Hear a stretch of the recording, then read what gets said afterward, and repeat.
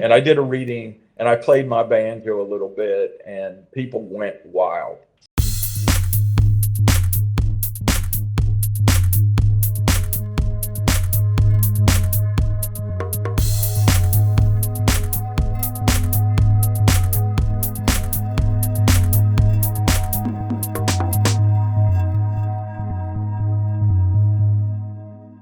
Hi, I'm Scott Manley Hadley. Welcome back to Triumph of the Now interviews. Episode 2 is a follow-up to episode 1, which features again Frank ABRAMS, who is a author, criminal defense attorney, really fascinating guy. If you're interested in his book, in his ideas, in what he's writing about, go back, watch episode 1 if you haven't already. Otherwise, this is a little episode that includes a reading from his novel as well as a song.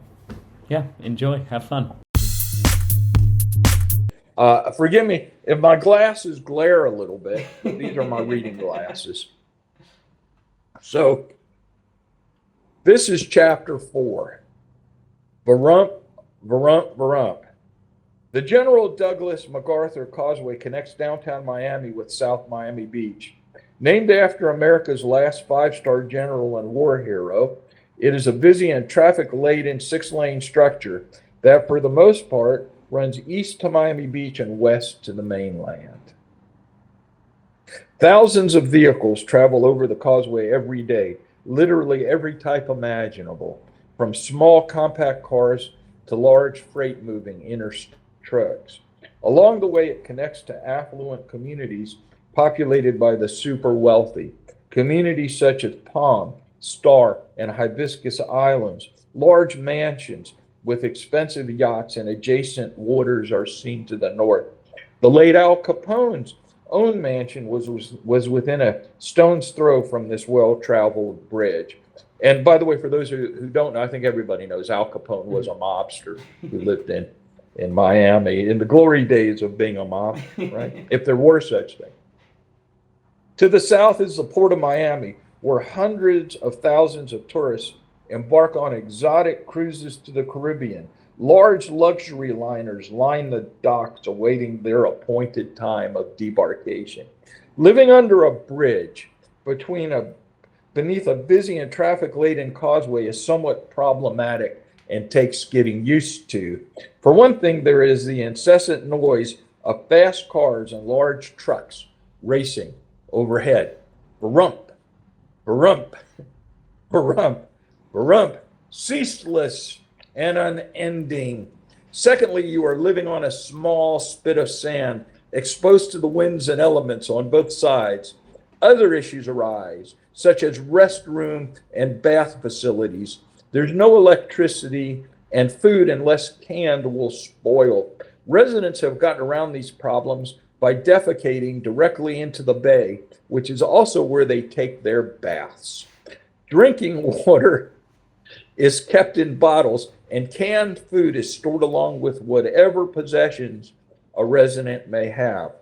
Privacy is arranged through the placement of discarded cardboard boxes arranged into partitions, walls made of old, smelly, and rotten blankets, or plastic tarp salvaged from the roadway, poorly secured and having departed from boats pulled on trailers.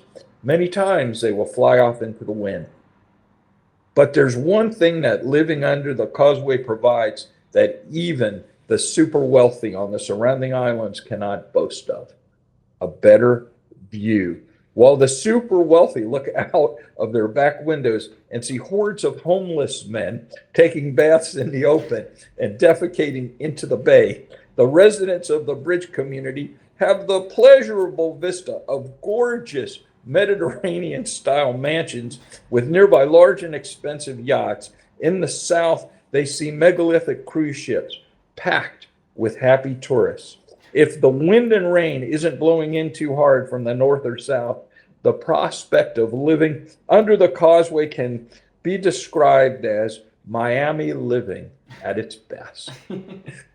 "'Tis a wonderful day, isn't it?" observed Preach, as he relaxed on an old and dirty mattress that had stains and discoloration of all sorts, a mattress whose smell could best be described as a combination of rotten eggs and spoiled fish.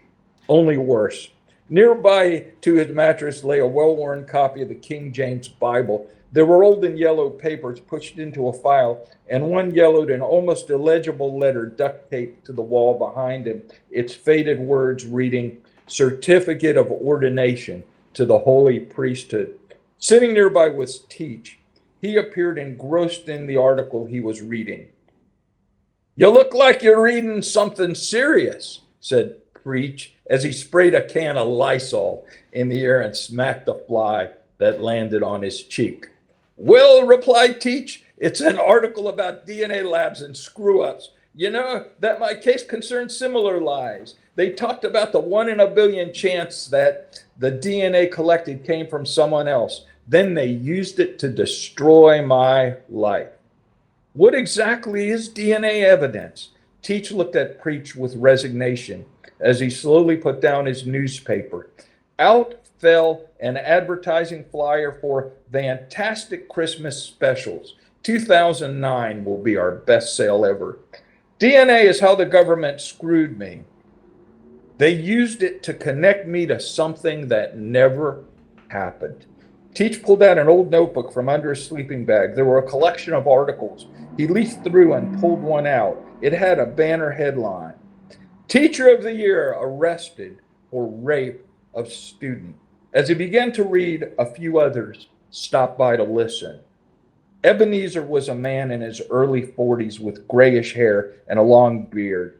He had spent most of his life in the outdoors, and his face, lined with wrinkles, skin burnt brown with reddish blotches, told the story. One lip sat next to Ebenezer. One lip was a man whose bottom lip had somehow been gnawed away by some pernicious disease or evil act. He had trouble speaking and often drooled and spit as he spoke. Then there was Flathead, a man in his early 20s who wore military fatigues and sported a crew cut. No one knew much about him except that he drifted in from the mountains of North Carolina. His left upper arm showed a long, horrible-looking scar that looked as if someone from a butcher shop had whacked it in a few places with a large meat cleaver, and Dr. Frankenstein had sewn it back together. Once in a while, he would rub his arm as he winced in pain. Amos, in his wheelchair, came round too. A man in his mid-40s, confined to a wheelchair for all of eternity, his face showing lines, evidencing long years of struggle, a kind of sadness coupled with melancholy, and a kind of wisdom accumulated through years of hard times. They all gathered closer as the whistling noise from the wind and the incessant rump, rump, rump of cars passing overhead pervaded the air. Teach commenced reading the article out loud. "Scott, I invented a banjo with tambourines on it and made the Metropolitan Museum of Art catalog a few years back. Nice. I thought I wouldn't have to practice law, but hey, you never know. Yeah, banjo players don't make money. But this is my old Vega banjo. So this is a song by Stephen Foster, of all people, called "The Shanghai Chicken." Excuse me for my singing. I'm not quite Paul McCartney or Dolly Parton. Called "The Shanghai Chicken." Nice. "Well, the Shanghai chicken, when you put him in a pit, he will eat a loaf of bread, but he won't fight a bit. Shanghai fiddle is a mighty funny thing. When you tune it up, it only goes ching, ching. Oh, the Shanghai, don't you put your money on the Shanghai. Take another chicken in the middle of the pit, but don't put your money on the Shanghai chicken." Well, I went to the circus for to see the fun of fowl, the double-headed pigeons and the one-eyed owls. The old lame goose with no web between his toes shakes himself for laughing when the Shanghai crows. Oh, the Shanghai, don't put your money on the Shanghai. Pick another rooster in the middle of the pit, but don't put your money on the Shanghai chicken.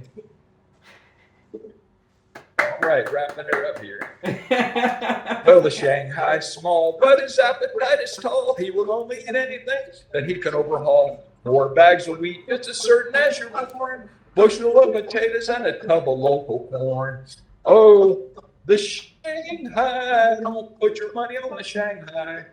Pick another chicken in the middle of a pit, but don't put your money on the Shanghai chicken. Excellent. Thank you very Well, much. there we go.